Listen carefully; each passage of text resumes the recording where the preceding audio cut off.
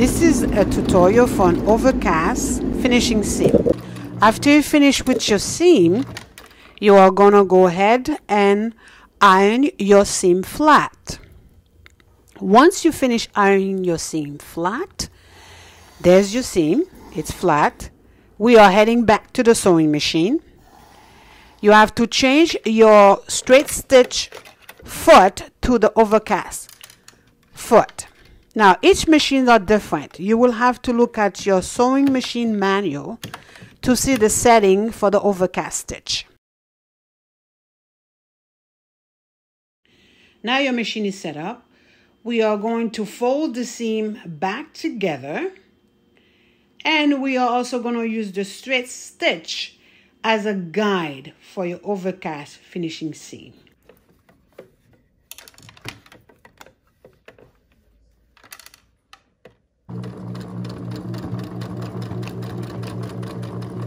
Put the fabric underneath the foot, but make sure that the foot is right at the edge of the straight stitch.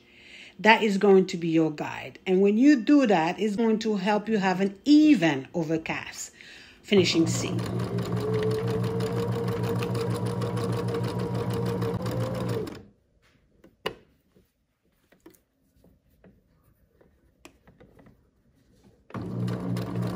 As you're sewing, make sure that you pay attention to the fabric and keep sewing. And there is the overcast finishing stitch.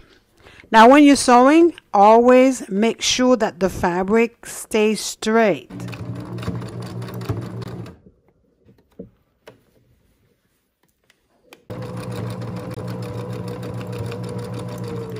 Because overcast finishing stitch is good for stretch fabric.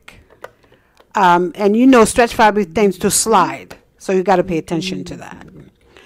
Now when you reach in an area where you have to sew 3 to 4 seams together, you have to take your time because the needle can break.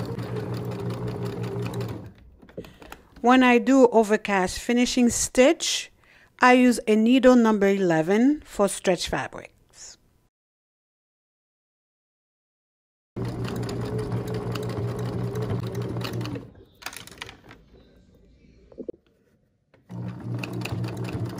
And this is how it comes out. This is the overcast finishing seam. It came out very good. It's straight, it's even, and that's it.